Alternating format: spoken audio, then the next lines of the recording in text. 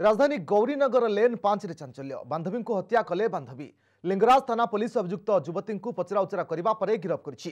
तेबे एजाए हत्याकांड कारण जनापड़ी नहीं। साइंटिफिक टीम सहित पुलिस घटनास्थल को जाई तदंत आरंभ करिछि।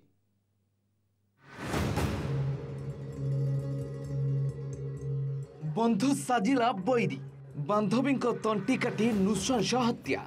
राजधानी गौरीनगर लेन 5 रे चांचल्य।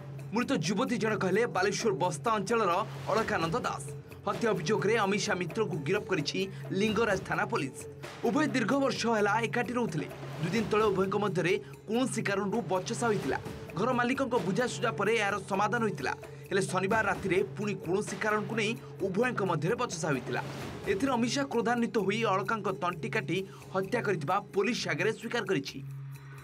झील पिलांकर पार्टी शुणिलु आम दीज गलु मोर वाइफ दौड़ी गलु देखला सी कबाट बंद अच्छी प्रार्थना शुभुच्छे मुझे बाड़ेलु जोर ता भर आम पुलिस को भी इनफर्म करदेलु। पुलिस विदिन 10 मिनिट्स भर आसिक पहुँची गले।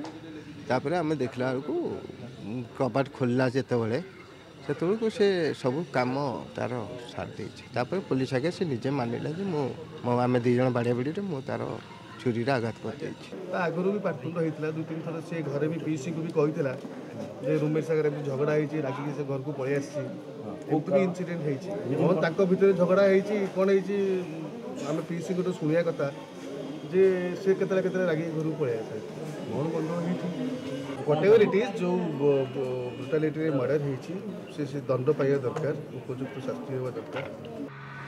खबर पाई पुलिस और साइंटिफिक टीम घटनास्थल को पहुंची तदंत आरंभ करिछि। हेले एजाए हत्यार कारण जना पड़िनी।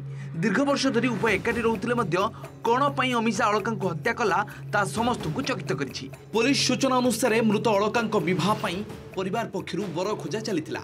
याकु विरोध करिबारु उभयଙ୍କ मध्य बचसा होई हत्याकांड घटिताय परि बोली संदेह करा जाउछि।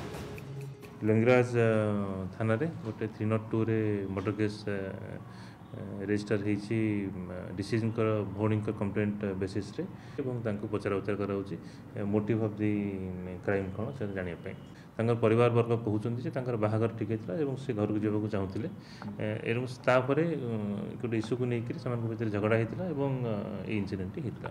काहेकि सृष्टि हैला 10 वर्षर बंधुतारे फाट काहेकि बंधु साजिला बैरी यह ही सृष्टि करुछि प्रश्नवाची।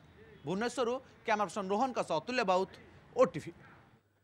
तेज संपर्क में अधिक सूचना फोन लाइन अच्छी आम प्रतिनिधि अतुल्य बाउत। अतुल्य वर्तमान सुधा अधिक किसी अपडेट मिली कि आपन पाखे कि पुलिस आउ किछि नुआ तथ्य पाई कि युवती ठारू ना देखो रश्मि बर्तमान पचराउचरा जारी रही किंतु प्राथमिक पर्याय जो सकाळे तदंत आरंभ करथिला पुलिस से समय निजे जे हत्याकारी बोली अभियोग जहाँ नार आसुची से अभियोग को स्वीकार करछि एवं निजे ताकू हत्या करछि बोली स्वीकार कर सारी किंतु कहीं हत्या कला सेटा गोटे बड़ कारण कहीं से कथा स्पष्ट बर्तमान सुधा हो पारु नाही जहाँ कि पुलिस आज जहाँ जेरा करछि पुणी आसंता काली मध्य जेरा करियो बोली जहाँ पुलिस सूचना देछि। तबे जो संपर्क जोठी घटना प्रकृत मूलद्वार रही जे प्रकृत रे संपर्क दिने 2 दिन मासे कि वर्षकर नुहे पाखापाखि 10 वर्ष ऊर्ध्व से भुवनेश्वर एकाठी गोटे घरे भड़ा रही आसुले ए परिवार अवगत ही रही आसुले किंतु प्रकृत में जो 10 वर्ष धरी संपर्क भितर कौन प्रकार मनोमालिन्य हो नाला।